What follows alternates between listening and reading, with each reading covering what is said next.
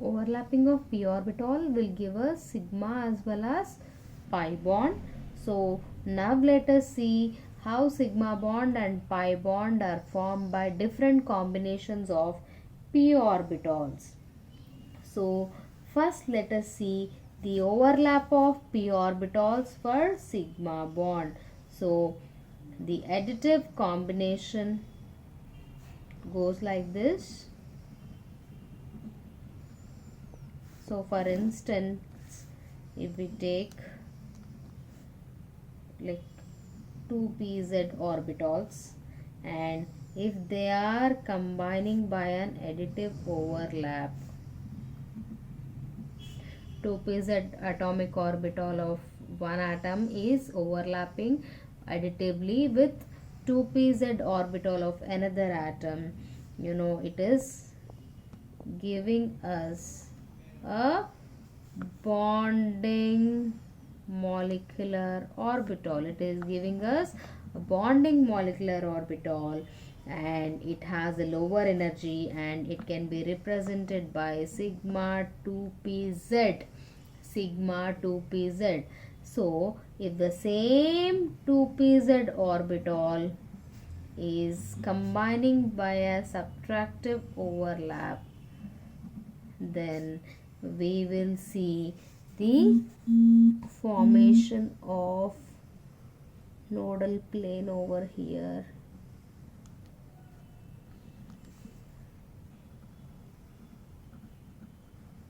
And it is giving us anti-bonding molecular orbital.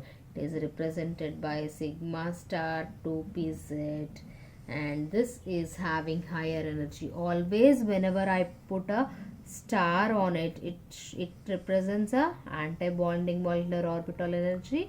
It is in higher energy state. Now let us see the combination of p orbitals for the formation of a pi bond.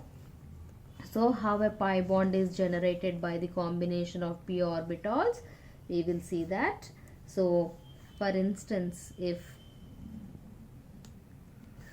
2px or 2py is combining by an additive overlap with another 2px or 2py, it will give us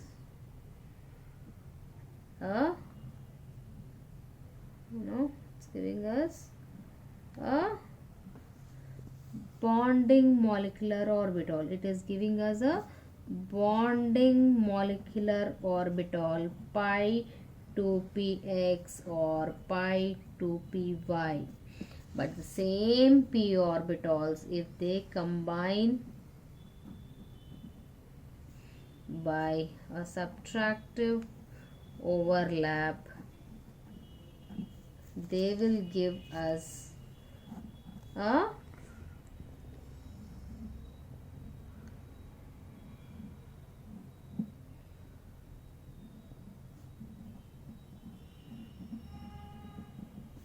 anti-bonding molecular orbital. And you can see this plane, nodal plane, is formed over here. It is a higher energy molecular orbital. It is represented by pi star 2px or pi star 2py. So sideways overlapping of atomic orbitals of 2p atomic orbitals that lie in the same direction in space, they give us pi bonding and anti-bonding molecular orbitals.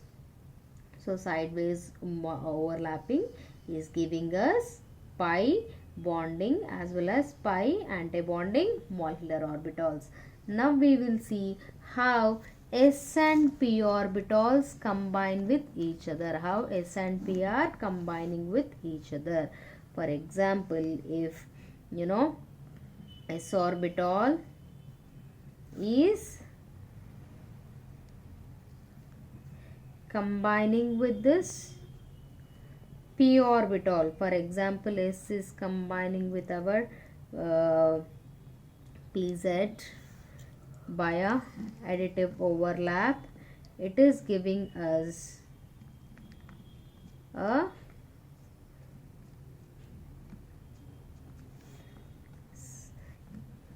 bonding molecular orbital, that is it is giving us sigma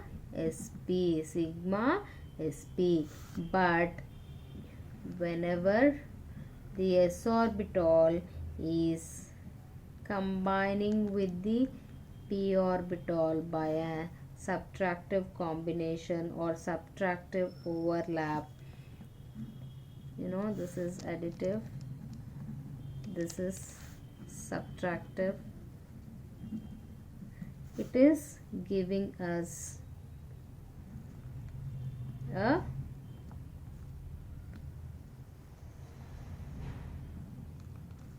anti-bonding molecular orbital. And you can see this nodal plane over here, it will give us sigma star sp molecular orbitals. This is anti-bonding molecular orbital, so it will always possess higher energy levels. Now let us have a look at the different bonds formed.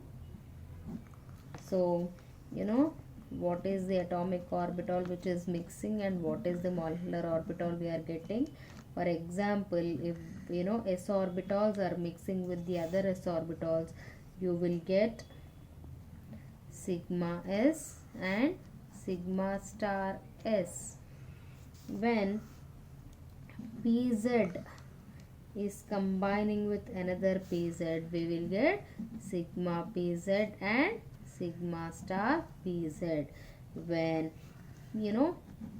px or py is combining with another px or another py, we will get pi star px, which is equal to which is having same energy as pi star py, and we will also get this molecular orbital pi px is equal to pi py.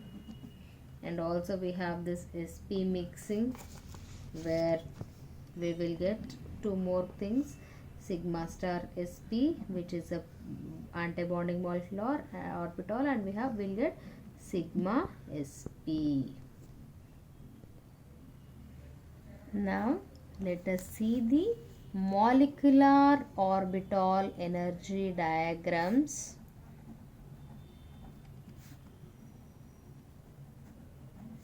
Molecular orbital energy diagrams for different homo and heteroatomic molecules. Homoatomic molecules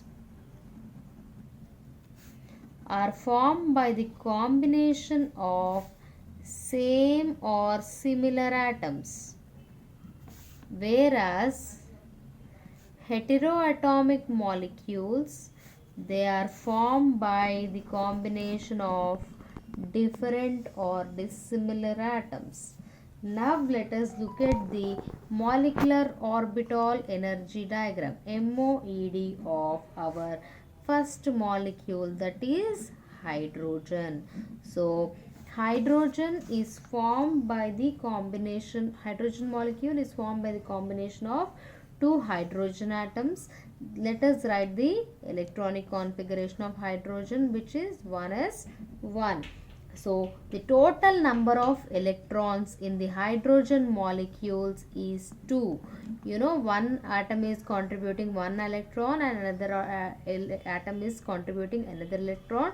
So the total number of electrons in a hydrogen molecule is 2. Now let us write the molecular configuration, molecular orbital energy configuration of this thing, that is 1s is combining with another 1s and it is giving us sigma 1s2. First we will be filling bonding molecular orbital energy, bonding molecular orbital completely, then we have to go for anti-bonding molecular orbital. So we will have sigma 1s2. So for example, if this is one hydrogen, electron from one hydrogen, this is the electron from another hydrogen. So here we have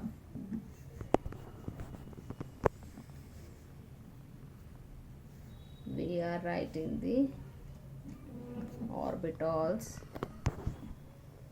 So one s of one hydrogen, another one s of another hydrogen, both of them we are giving us sigma 1s 2, and here it is sigma star. So here this anti-bonding molecular orbital is vacant, whereas bonding molecular orbital is filled with electrons. So we have to calculate the bond order for this molecule. So bond order is equal to number of electrons in bonding molecular orbitals minus number of electrons in anti-bonding molecular orbitals divided by 2. So here if we see, we have 2 electrons in the bonding molecular orbitals, whereas anti-bonding molecular orbital is vacant. So 2 minus 0 by 2, that is 2 by 2, which is equal to 1. So the bond order of hydrogen molecule is 1. The bond order of hydrogen molecule is 1. Bond order is directly proportional to the stability, to the and also it is proportional to the inertness. Bond order is also proportional to the bond dissociation energy, and bond order is inversely proportional to reactivity as well as bond length. If they have high bond order, they are highly stable. If they have high bond order, they are inert. That means they are not at all reactive. They will not react easily. And if bond order is less, they are unstable and they are highly reactive. Now let us see the molecular orbital energy diagram of helium molecule or dihelium molecule, which is He2. So first let us see how many electrons are. So if we take the helium atom, the electronic configuration is 1s2. There are 2 electrons in each helium atom. So there are 2 electrons in each helium atom. When you take total 2 helium atoms, the total number of electrons will be 4. They will become 4. So let us write the molecular orbital configuration for it. That will become 1 sigma 1s2 sigma star 1s2. First we have to fill bonding molecular orbital orbitals which are in the lower energy. After filling bonding molecular orbitals only, we have to fill the electrons in anti-bonding molecular orbitals which are in higher energy level. So let us draw the molecular orbital for this molecule. So this is one helium atom, this is another helium atom. 2 electrons over here, 2 electrons over here.